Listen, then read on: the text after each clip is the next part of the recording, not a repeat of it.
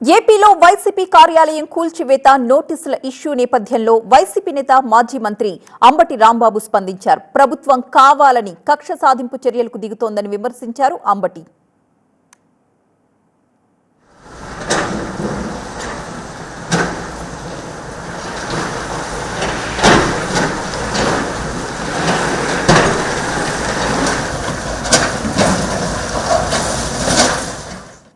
YCP కార్యాలయం కూల్చివేతలో ఎక్కడా నిబంధనలు పాటించకుండా కూల్చేశారని మండిపడ్డారు మాజీ మంత్రి అంబటి రాంబాబు.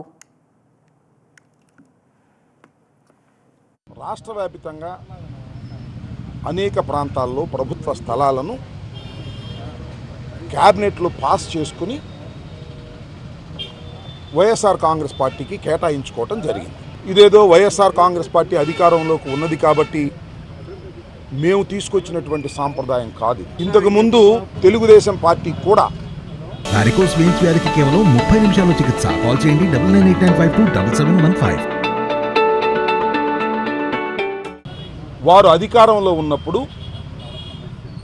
ప్రభుత్వ స్థలాలను వారి ఆఫీసులకు కేటాయించుకొని రాష్ట్ర వ్యాప్తంగా అనేక నిర్మాణాలు చేపట్టిన మాట మీ అందరికీ తెలుసు. ఇది కక్ష సాధింపు కాదు అని అనుకుందాం. కాసేపు మమ్మల్ని ఏమన్నారు నిన్నటిదాకా, మీరు కక్ష సాధింపు, మీరు ఆ ప్రజావేదికను కూల్చేశారు, మేము చాలా పవిత్రులు అన్నారు.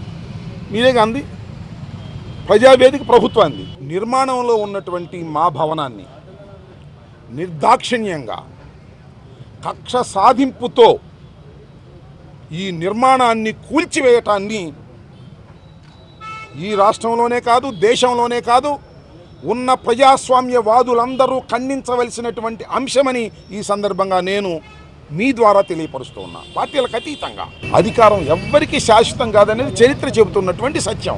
ఇది ప్రభుత్వ స్థలం, ఇరిగేషన్ స్థలం, దీన్ని 33 సంవత్సరాలకు లీజుగా తీసుకోవటం జరిగింది. అధికారంలో ఉన్నామని టీడీపీ కక్ష సాధింపు చర్యలకు పాల్పడ్డం మానుకోవాలని సూచించారు అంబటి రాంబాబు. మీరు ఆ ప్రజావేదికను కూల్చేశారు, మేము చాలా పవిత్రులు అన్నారు.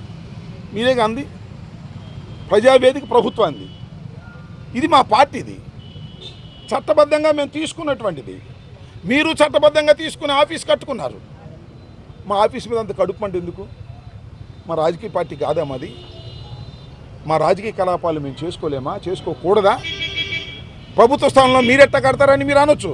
మీరు ప్రభుత్వ స్థానంలో కట్టారు కదా తీసుకుని, మీకు అనే హక్కు ఎక్కడుంది? మేము లీజుకు తీసుకున్నాం కదా, మా లీజు క్యాన్సిల్ చేయాలి కదా. ఎన్ని చట్టబద్ధమైనటువంటి అంశాలు ఉన్నాయి. ఇవన్నీ వదిలేసి కక్షపూరితంగా మీరు ఇవాళ వైఎస్ఆర్ కాంగ్రెస్ పార్టీకి సంబంధించినటువంటి, మాకు ఇవాళ 11 రావచ్చు, ఒకప్పుడు 151 వచ్చాయి. అయినా మాకు 40% ఆఫ్ ది షేర్ ఉంది వాళ్ళ రాష్ట్రంలో. మా రాజకీయ పక్షానికి ఎందుకు ఈ కడుపు మంట? ఇది ధర్మమేనా? నారా చంద్రబాబు నాయుడు గారు ఆలోచించాలి. ముఖ్యమంత్రిగా 4వసారి మీరు ప్రమాణ స్వీకారం చేశారు. చట్టబద్ధమైన పరిపాలన చేస్తామన్నారు, కక్ష సాధింపులు ఉండవన్నారు. What is this? ధర్మమేనా? ప్రజలు క్షమిస్తారా? ప్రజలు ఆలోచించాలని మనవి చేస్తున్నా.